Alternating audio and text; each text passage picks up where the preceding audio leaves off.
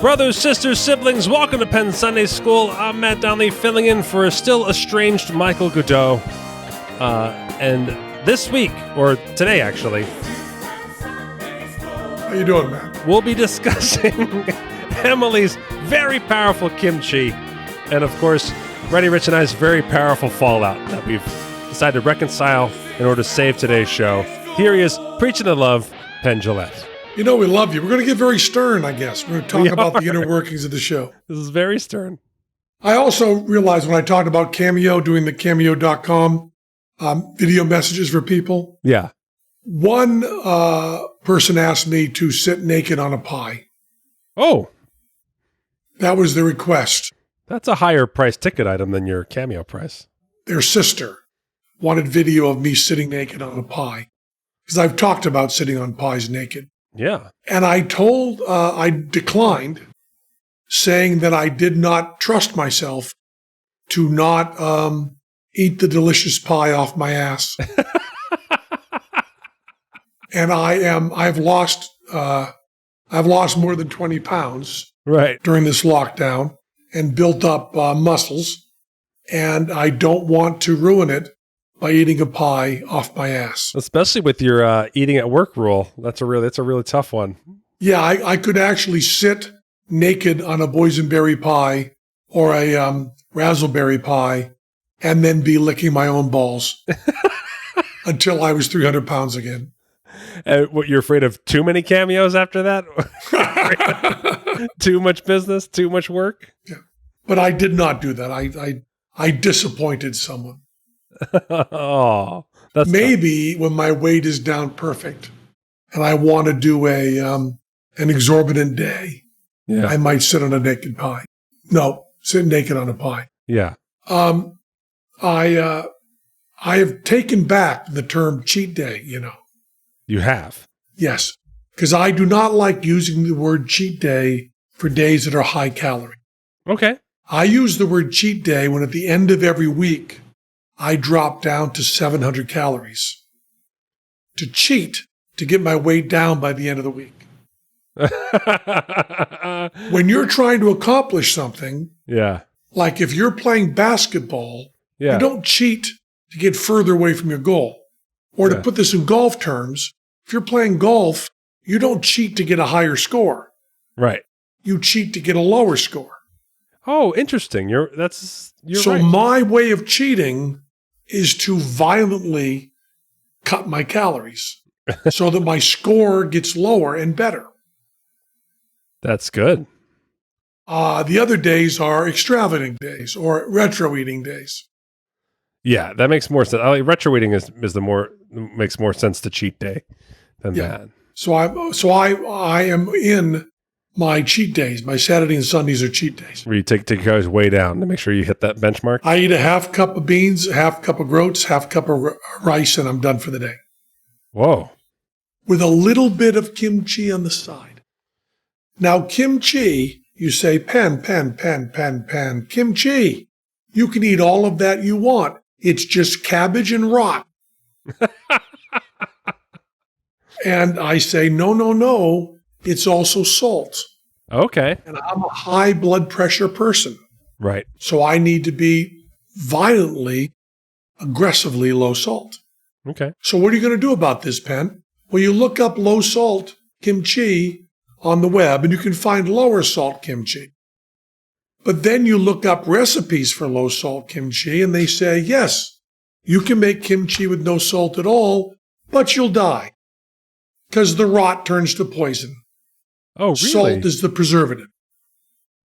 But if someone does it very, very, very carefully, they can do it with a small amount of salt. You salt your cabbage to desiccate it, and then you rinse the cabbage off, and then put it in its little jar of festering pus, turned into kimchi. Now, if my wife wanted to kill me, she could not have a better way. All of these things, botulism, all of those things, are readily available to the bad kimchi homemaker. I didn't realize it was such a dangerous pursuit, kimchi. Well, it's not if you use a lot of salt, Okay. because salt makes it a hostile environment for the bad peckerheads that are going to come in there and fuck you up. Okay. But the kimchi that she made was vegan and very low salt. I talked to Gregor and I talked to Clapper, and I said to them, this kimchi is really no salt because she rinses it all off, right? And they wrote back and said, interesting studies on that. They've done the rinsing of vegetables that have been salted, and surprisingly, much of the salt stays in them. So I wrote back, fuck you both, fuck you, I hate you. But they said it's still fairly low salt. Right. And they said the trick is don't have too much of it. Now, Dr. Clapper said, yes, this is much too dangerous for you. You should pack it all up and send it immediately to me. Because I love homemade kimchi that's vegan, and it's hard to get. Because he said, I can take the salt, you can't send it to me. That's salty kimchi, isn't it? It is. Cucumbers. So she made one batch. It was really good. Yeah. And I would have like a quarter cup, which is a little bit of salt. Then she made another batch. She decided to let it fester a little longer. And the kimchi I tried last night, now you know I can pretty much drink Tabasco. Yes. You know that I've had a Carolina Reaper on an empty stomach and just eaten it. Yes. I don't think I'm quite as tough as Reddi. I'm not as tough as you, am I, Reddi? No. But I am a hot eater. Yeah. This kimchi that I had last night. You've cleared a room with the amount of cayenne pepper you'll put on blueberries. Yeah. I got, what's his name? Dr. Oz to run out of the set with the amount of cayenne I put on blueberries. Yeah. He left the set to rinse his mouth. This kimchi, I'll tell you, a small amount on a fork in 2 spoonfuls of rice and beans is still very powerful. I can eat it plain, but it is powerful. And by powerful, I mean powerful good. Wow. And I will also say right now, making it very, very simple, if I die from eating this kimchi, I am convinced it was an accident. No need to investigate, Emily. I will go gently into this dark night. I'm willing to die for this kimchi. Then why are you blinking SOS as you talk to us about it? I really, really enjoy powerful kimchi. I'm now drinking 2 tablespoons of vinegar before every meal. Oh, wow. Do you do it mix it with water? Yes, I do. And I like it for 2 reasons, 3 reasons, 4 reasons. I won't number them in advance. I like it for many reasons. One reason is we have very good vinegars. Mm-hmm. You mix them with water, it becomes a drink that is not only tasty, but also a burlesque of the Holy Communion. Drinking vinegar as the body of Christ is, I think, the Antichrist move. I think that the Antichrist would have to drink vinegar. And I have, peach infused. I have champagne vinegars. I put about that much, like an inch in a glass, which is probably more than 2 tablespoons. Yeah. Put some water on top. It's flavorful. It's extremely healthful. It's good for weight loss. And it puts more of those rotten, fermenting junk in your gut, which you want.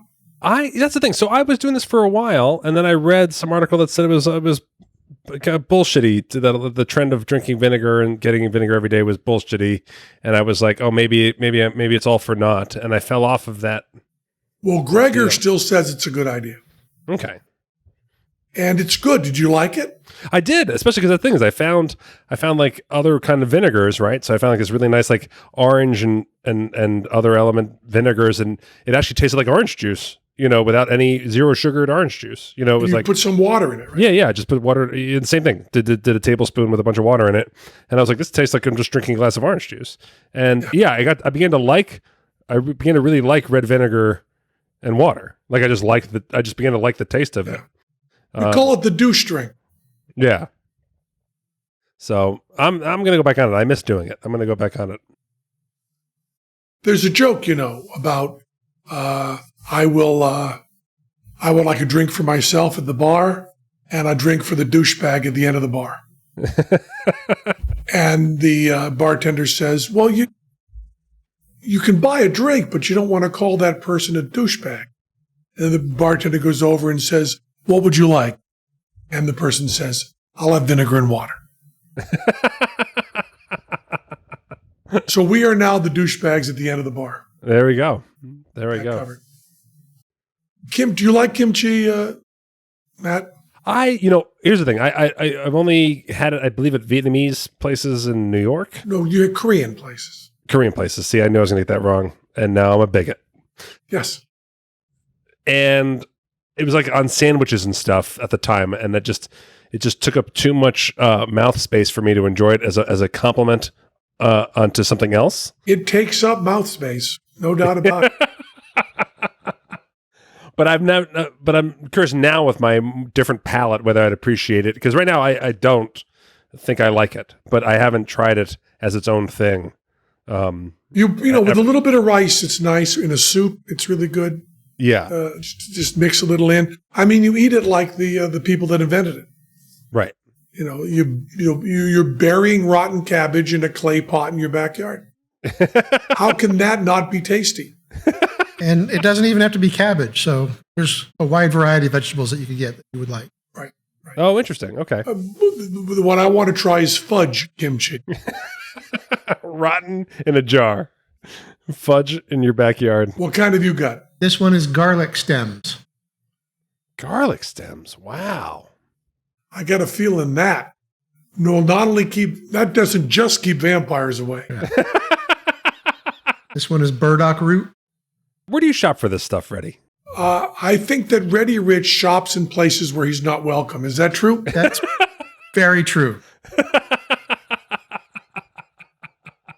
Where do you buy this weird shit? I actually recently was at an African Somali store here in town. And you know how there's a reputation of security guards and malls following black people around? Yeah. The owner was with me every step of the way. And where do you buy your wacky kimchis? That came from a cafe called Same Market. Well, but they're all too salty for me. Yeah, most of my shopping's at International Marketplace, giant warehouse here in town. Oh. That's over on Decatur and Trop, right? Correct. Oh, I've been in there. Very intimidating. Very intimidating, and it should be called Inedible Foods. Or smells like fish.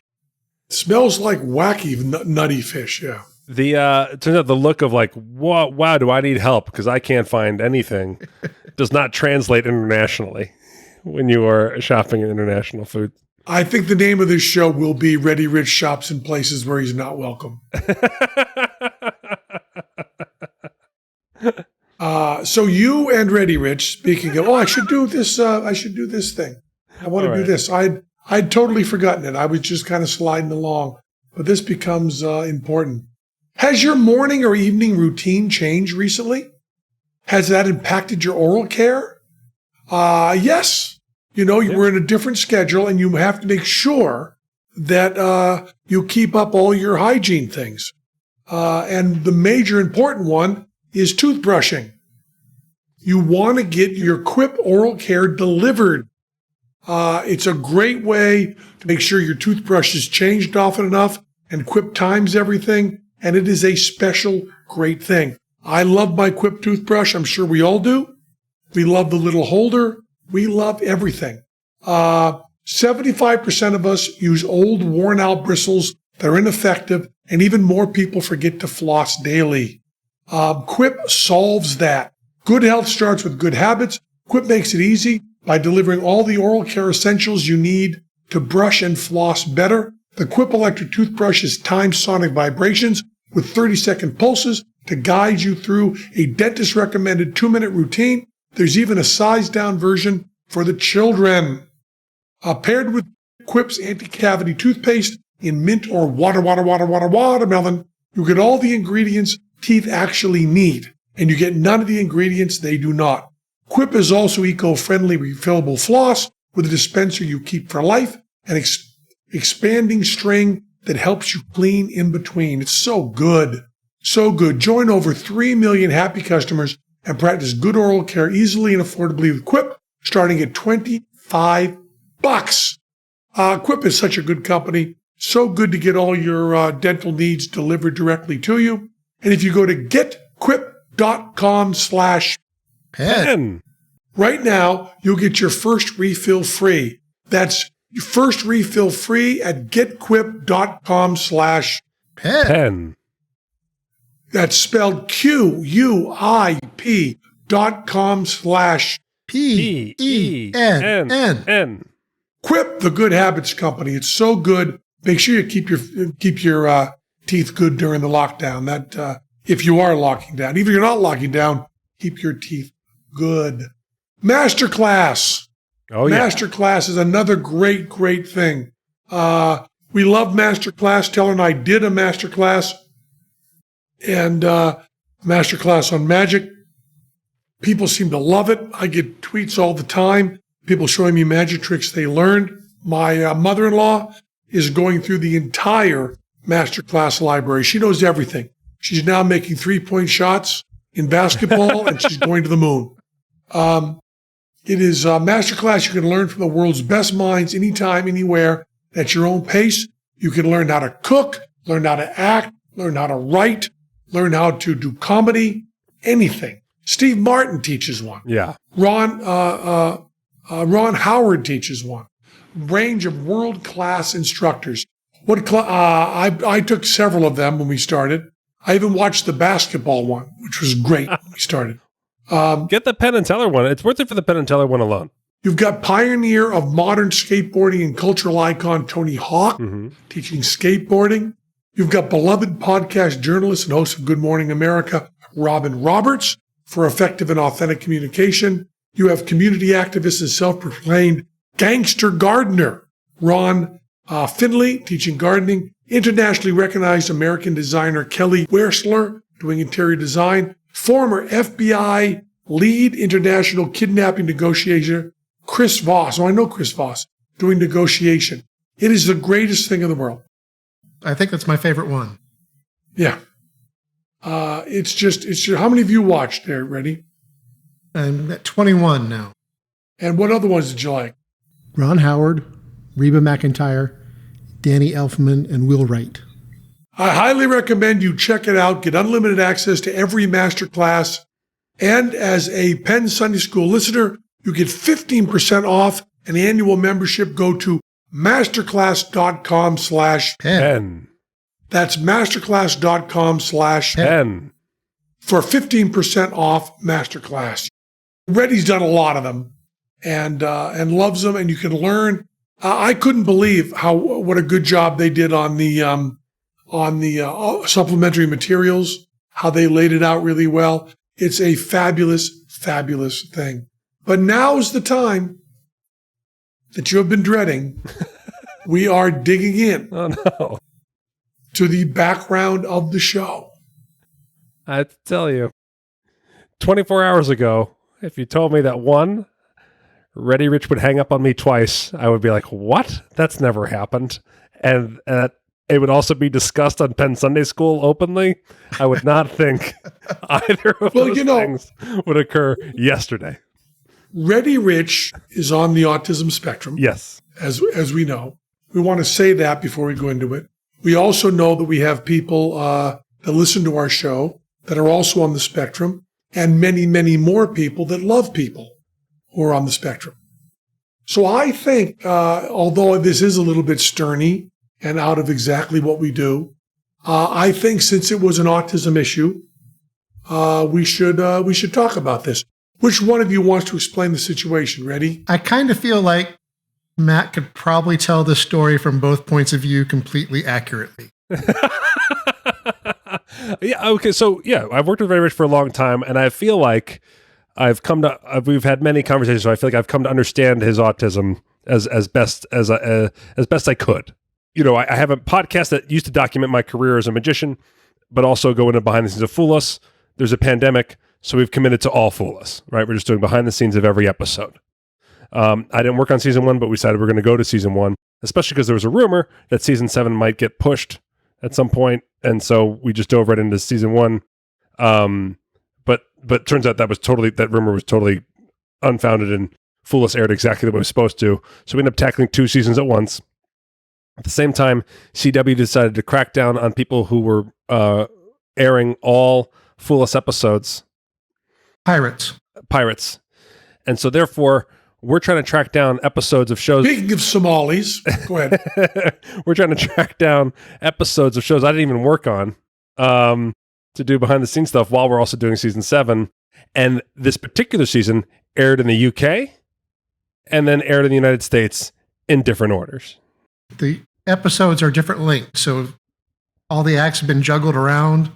And also you did a pilot that wasn't shown as a pilot here, but over there. So just all the numbering's wrong and everything's cattywampus. So Reddi Rich doesn't edit my show, but he is a co-host. And as we tried to all figure out how to organize this together, it is my ability to communicate to my editor and my ability to communicate to my listeners running headlong into Reddi Rich's need to organize it in a way that makes sense across the board for all of time. Oh, I see this. Yes. So the decision that was made early on was we would do the American versions, the CW versions, because those were the most easily accessible. No longer the case.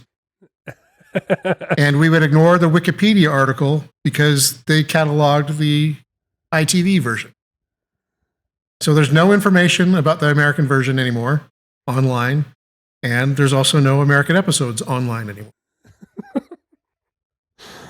I thought back in the day when we first started, I was like, maybe I'll try to pull some punches and actually just write my bosses at Fool Us and be like, hey, can you just give me access to the American versions?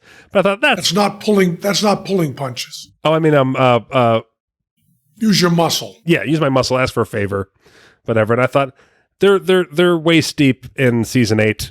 I'm not going to do that. It's all on YouTube anyway. I should have done this.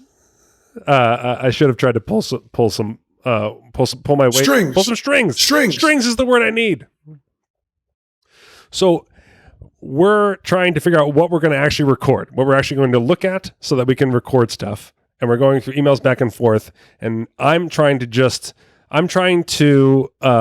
work with my autistic friend and just say, hey, instead of saying episode this, episode that, I'm just going to say the names of the people we're looking at and the tricks that we're going to look at.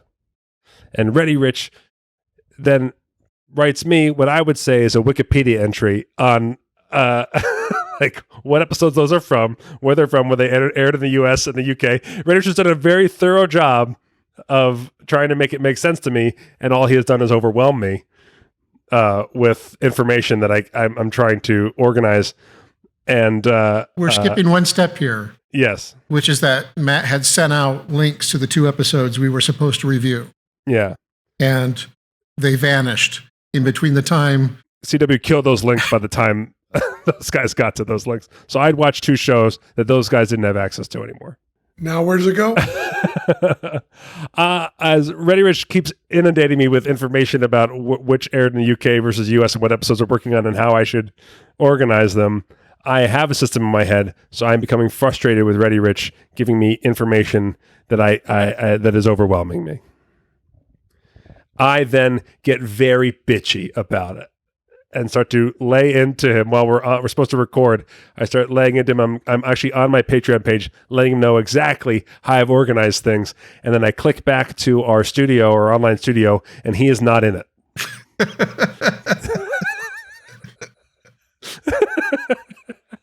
And my other co-host, RJ, says, I don't think Reddi's here anymore.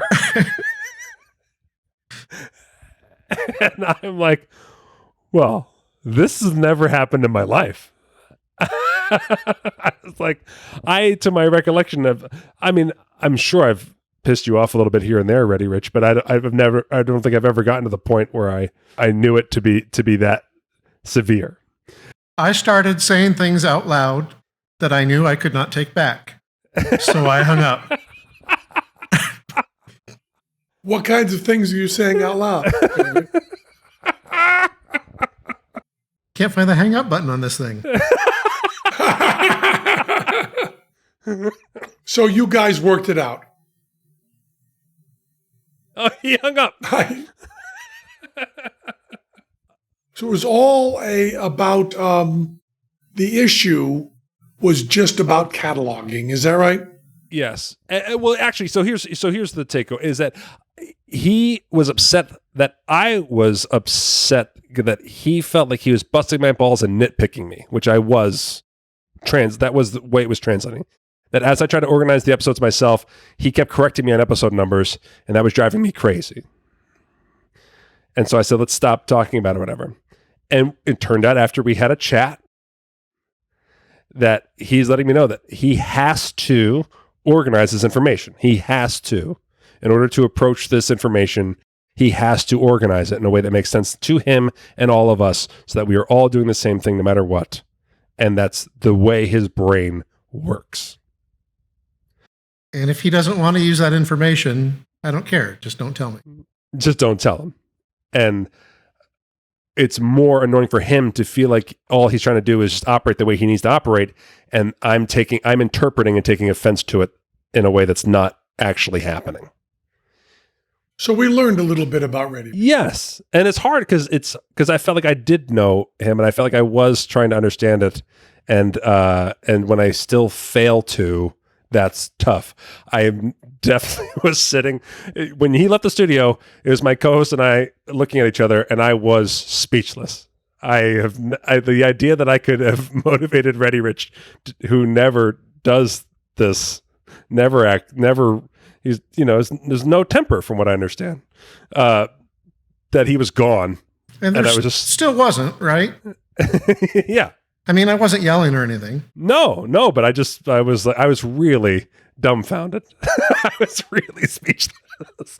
But now you both understand everything. I believe so. Yeah, we have to.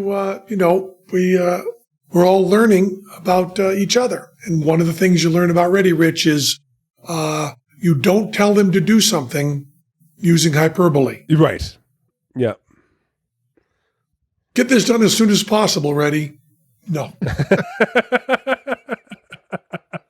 Now editing in 8X. Right. I want to talk about something else. I finished a book. Oh. Which, I read several books at a time, and I finish a lot of books. But this one took me over 10 years. When my mother died, I was 45 years old, and I had this overwhelming desire to learn something I couldn't be the best at. Yeah. And I've talked about this a zillion times. It was such a profound moment in my life. When I started in comedy, when I started in juggling, when I started in magic, I did not know I would not be the best in the world at it. I found that out shortly after, but the first moments of practicing, I didn't know that. Right? And many of the things we start in life, all of us, we start them not knowing that we are not going to be the best. We start them with big, wide open dreams. When my mother died, it became important, I've never been able to connect this, that I start to learn something knowing I couldn't be the best. Knowing. Impossible to be the best. And what I chose was to play upright bass and play jazz. At 45, you're not supposed to be able to improve your pitch. And I was always having trouble with pitch. And I was learning a fretless instrument. And I practiced right after my mother died without hyperbole until my fingers bled every day. Learning the bass became an obsession. And it's now been 20 years. And I am not good, but better at it than I ever thought I'd be. And I could gig as an upright bass player. Would not be first call, Right. would not be great, but I could sit in, I could play. And that's quite an accomplishment. 10 years ago, about 12 years ago, I guess, the book came out by Stephen Fry called The Ode Less Traveled. And it was to learn about poetry. I opened it up thinking I would read it like a normal book, that it would take me, a few weeks. And then shortly upon reading the book, it said that I had to do every exercise in the book. I had to read every poem out loud multiple times. I had to write on every page of the book and diagram, stress, and work out syllables. I had to do 20, by the time the book was done, exercises, which would involve writing serious poems. And no attempt to bare one's soul, but just to learn everything, learn all the rules. And Stephen Fry is one of my favorite writers and a good friend. And he also said you weren't allowed to type. It had to be handwritten. I bought a moleskin book. I bought a pencil. And I can't read my own writing. So I get a special dispensation from Stephen to make notes, handwritten, but then type up to do the final work in editing so I could work on it. I started the book 10 years ago. I started 3 times and had to go back and start again. And finally, this last time, my girlfriend from high school, Anne, who's now a retired geneticist, professor, she went on this journey with me. Stephen Fry has a rule that you can't send him your poems, so we sent them to each other to do checking. So I would go through all of her work and check it carefully, and she'd check mine. And finally, I finished it. Now, my question is, how many people had to die for me to finish this book? Because I don't think I would have finished if not for the pandemic.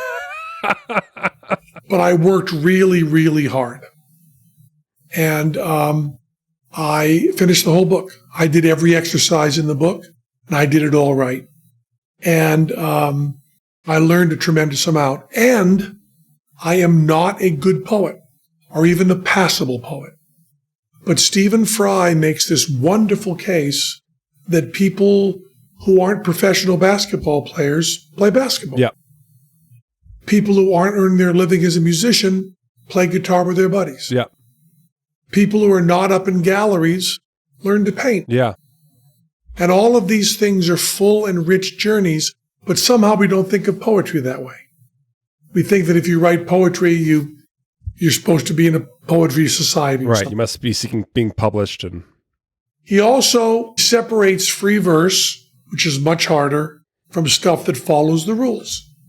And he says, many times, many ways, art thrives on its limitations. Right. And learning to, I had a friend at Clown College who had a brilliant idea. Whenever he was really, really upset, he would only speak in rhyme to himself. Wow. And in arguments. And I've tried it a couple times. It's amazing. Because limiting your choices and what you want to say makes you very aware that you're speaking and can be very therapeutic. Wow. I've never heard of that. No, he was the only one I know that done it, but I've done it. When I'm really, really upset and want to organize my thoughts to speak in rhyme. Now, a few times in the book, he asks you to write about something you're emotional about, but it's like once, maybe twice. Most of the time he's saying, now you're going to write a sonnet about what you had for lunch because you are learning form. Right. I'm not asking you to learn how to bare your heart. You're learning form. And I finished the book, and I'm very proud. When I went to Clown College, I studied hard, and I worked hard, and found out I was not a naturally good physical comedian. Right. I just don't have that skill. But I learned it, and I learned to be passable. Right. I was offered a contract in Ringling, not good, but I learned it. Bass, better than I ever thought I'd be, not good. And in poetry, I will never be a good poet. I started too late, and I think I lacked the chops. I lacked the natural ability. But I got through the whole book and learned it. And I'm going to do something I didn't think I'd do. I only decided on this while you were talking about your argument. There's a form of poetry called the villanelle. Uh-huh. And it is an absolute bitch on wheels. Go Not Gently to That Dark Night, that poem, very famous poem, that is a villanelle. A brilliant one. And many great poets have attempted villanelles, and they've done a great job. But it uses the same lines interspersed in a very, very careful and laid out way. The rhymes are laid out carefully, and it is a very circumscribed form. And the villanelle was one of the ones I worked on the hardest. And I did break the rules, and I sent this to Stephen Fry, and he said that I do indeed follow every rule. So I'm going to read you this villanelle. Wow. The assignment was to write a villanelle in all the strict form about what's happening in your life right now. So this was one of the few that was not about lunch, but gave a little freedom. And this is the villanelle that I wrote. I'd miss the dawn and wake at noon, commute at dusk, perform at night, but I will not go back there soon. I'd sleep with the sun and work with the moon, amplification and bright spotlight. I'd miss the dawn and wake at noon. Crowds laugh and cheer, I'd nearly swoon. It's where I belong, and all is right, but I will not go back there soon. All stopped in March, it's now past June. My hair uncut, my beard now white. I'd miss the dawn and wake at noon. I exercise, I play a tune. I meditate and I rewrite, but I will not go back there soon. They say we'll have our herd immune. They say we'll win this awful fight. I'd miss the dawn and wake at noon, but I will not go back there soon. Wow. That's my villanelle about what's happening in my life right now. And it follows all the rules. And also the structure lends itself to feeling weight, right? Yeah. You know, I worked on it a long time. And I tried to be very honest in what I'm feeling and how my life is. Yeah. And it was difficult to read. I fucked it up the rhythm a few times because I wasn't prepared to read it. But it does, I believe the scansion's there, the rhyme scheme is there, and the repeating of the lines is there. Yeah, and also that the repeating of the lines in a way that's not so easily identifiable makes you be surprised by it as it change meaning as you hear it again. Yeah, when you look up villanelle and Go Not Gently into That Dark Night, which I think I'm saying it right. When you go and look at it, you'll see that you have to use every line in the first stanza again in different places, and your rhymes have to lay out that way. Will you continue to write poetry? I think so. I think I will. It's amazing how the forms teach you stuff. Yeah. I said another couple to Stephen Fry, too, because one of them is to satirize another poet. And because Stephen Fry does examples all through the book, I satirize him. And I comment on his looks and his sexuality and his integrity, and it is very, very deeply mean-spirited. And I thought that Stephen Fry should see it. Stephen Fry, who does the most mean-spirited impersonation of me, and does it on TV and does it in his book, I say fuck him in the neck. So I wrote my poem. Did he respond to his the poem that you said? I believe he corrected one of the rhymes or one of the scansion things. The only thing you could do, right, is go, line 5 is not exactly right. I think you're mispronouncing it. That's fantastic. I believe it was my use of the word fairy.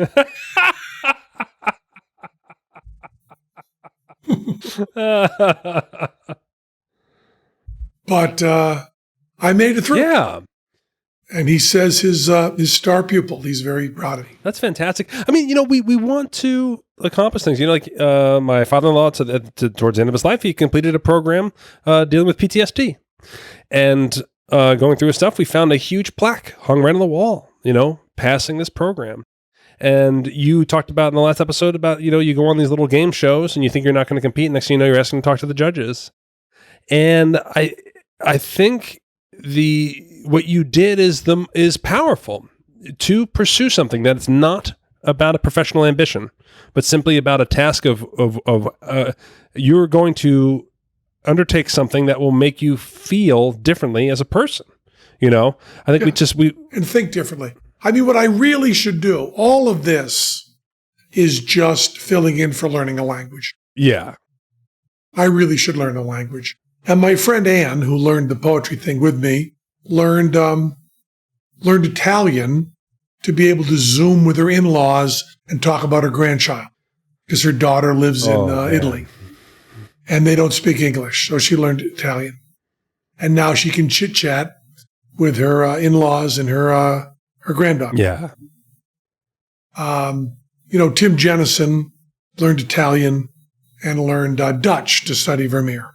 Wow. And I speak, kind of, sort of one language. I would, the language I want to learn is Arabic. Right. Because I want to get on another watch list. And I think it's too hard. Yeah, that one's... CIA ranks it at a 5. Yeah. Mandarin, Cantonese, Arabic are number 5s. They're the hardest languages. Spanish is a 2 or 3 for an English speaker. Right. And I also have many friends who would be willing to converse with me. Jandro, right, the great magician in Spain, says he will work on my Spanish every day with me. Oh, that's great.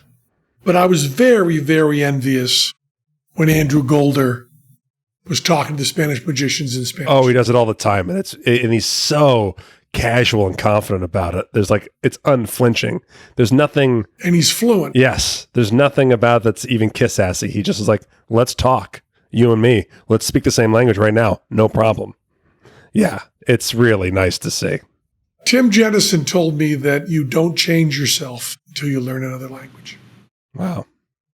He said 1 language, 1 person, 2 languages, 2 people. Here I was feeling good about drinking vinegar again, and now I'm all hung up on a new task. So maybe I have to learn a language. I've had people volunteer to help me with Arabic. Yeah.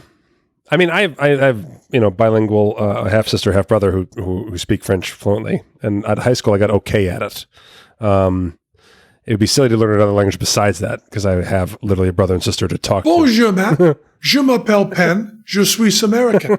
Quel embouteillage. J'avais une bibliothèque. Le livre sur la table. And that's Arabic? Yeah.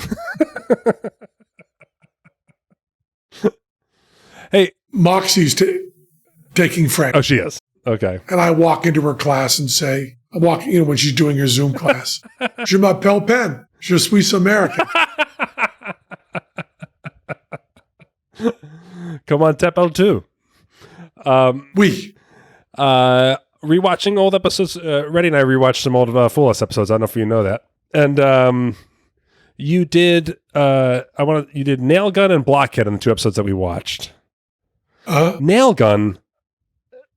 I saw it a lot when I first moved here. That was a big part of the old Penn and Teller show. Where does that come from? Where do you come up with the idea to do Nail Gun? The Nail Gun, the bit is ostensibly a memorized pattern where I alternate shooting a nail gun into a board where you see the nails, hear the nails, and going into my hand. Mm-hmm. I was interested in, when I do my weekly thinks, where I try to come up with new bits, one of the things I'm always looking for is an interesting prop that I haven't seen on stage. Right. We did the giant cards with forklifts. I was really interested in that. Teller throwing the rabbit in the chipper shredder. Yeah. We dropped a refrigerator on us. Refrigerators, blenders. I've always wanted to do stuff with a Tesla or running a truck over Teller. It's not danger so much as it's props you never see. Yeah. One of the reasons I wanted to put a cow on stage. Right. Never see a cow. You see elephants, see tigers, you never see a cow.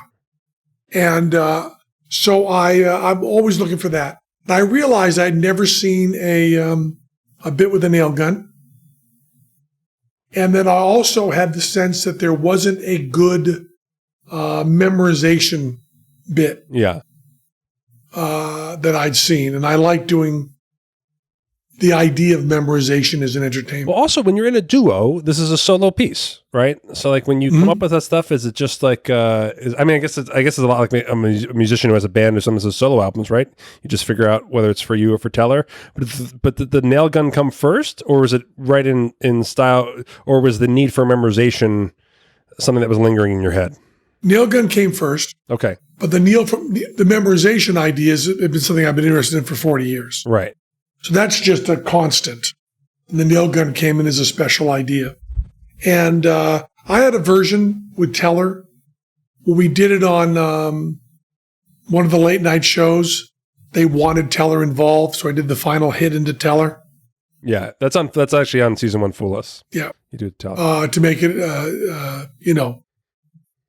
a cursory two-person bit. Yeah. But, and I argued with Teller about this.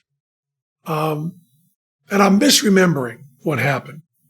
But my memory of when Paul McCartney did Yesterday on the Ed Sullivan Show, he was introduced as the Beatles. I've always loved the idea of saying, ladies and gentlemen, the Beatles, and one person walking out. Yeah. I don't think that's actually what happened, but in my mind, it was so beautiful because it says, this is what we are. Yeah. So I love when we did Needles on one of the late night shows, saying, ladies and gentlemen, Penn and Teller walks out alone. Yeah. That to me is the purest form of partnership. The purest form of partnership is solo. And I find it's almost disrespectful or cheesy to force the person into the act. Sure. I've often thought on one of the big problems with bands, what makes them less interesting is everybody plays in every track. Right. Now on Honky Tonk Women, there's no bass on the first verse and chorus. And I've always liked that. I also like that REM changes around instruments and everybody doesn't play in everything. Right. It's very common, like with the Grateful Dead and stuff like that, for people to leave stage for a drum solo or for a bass solo. What you don't usually see is someone sitting out. Yeah. It would have been wonderful to see a Beatles live bit where they went, we just don't use drums on this song. Outside of funk. Funk, they do that all the time. Yeah. And you also see bands that get more confident with it. You look at early albums and everyone's on every track. And then all of a sudden, in their later albums, you see it mixed up a lot more. Well, the Beatles had, but it was because of difficulties, not because of confidence. Ballad of Johnny and Yoko is only John and Paul. There's no Ringo, and there's no Ringo on a lot of tracks, and no George on a lot of tracks. But that was because they were having difficulties. It wasn't confidence; it was the opposite. I'm also curious on this trick. There's two kind of punctuation marks. One where you hold the nail gun to your crotch, and the other where you hold the nail gun to your throat. Mm-hmm. And it goes in that order. And I understand intellectually that the throat is more valuable than the balls. Huh? But emotionally, every time I see it, I always wonder what would happen if you switched the throat moment with the balls moment. It would end up, it would go out on a joke. Ah, okay. And I wanted to go out on an idea. Got it. I was curious about that. Because at the end, I admit that was so hard for me. I admit that it's a trick and not memorization. Yeah. I admit that. That took me, I performed it for about 6 months without that tag. That's what makes it fascinating is that like it's a great lesson of like body language and tone versus information. That if you actually listen to just the words you're saying at the end of that trick, it should almost on paper, if you read it, you'd be like, oh, yeah, like he's really letting the air out on this. And the way I do, I let the air out completely. But not the way you perform it. The way you perform it, it feels visceral. Right. And that's what I'm most proud of in that. Yeah. I also like it because friends have pointed out that rhythmically, it's really interesting. Yeah. And I love talking over rhythm. And I love talking over rhythm with independence. And that is rhythmically, because I do it the same way all the time. Right. It's in a certain sense of percussion solo with vocal over it. Yes. And I really like that. And somebody said, actually, Taylor Martin, you know Taylor Martin, magician in Indiana, right? Yep. Taylor Martin, wonderful magician. He said to me, it was really nice to hear the rhythms I'm hearing in my head when I'm talking. Oh, funny. And I also like that about it. So to me, it's a drum solo with an intellectual clarity of idea with acting going against it. Yeah. And the prop you don't see often. No, you definitely don't see a nail gun very often. And loud and bothersome. And it's mentalism. And it's mentalism. Which is all forces and gaffes, right? Yeah. All. He said, segueing poorly. It's into our mail that we got. I want to get into the mentalism next time because I want to talk longer than that. Okay. And we're coming toward the end. Yeah. Reached the time of our end here. Hey, any gigs coming up, Matt? Eventually, sure. And how are you feeling, Reddi? You make it through.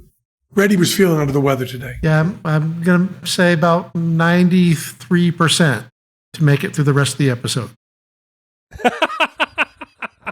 That was Penn Sunday School. That was Penn Sunday School. Cha-cha-cha. And to our listening ears, You become naked. sang and round us rang the music of the spheres. Ha, ha, ha. You got your title, right? Reddi goes to stores where he's not welcome. Shops at places he's not welcome.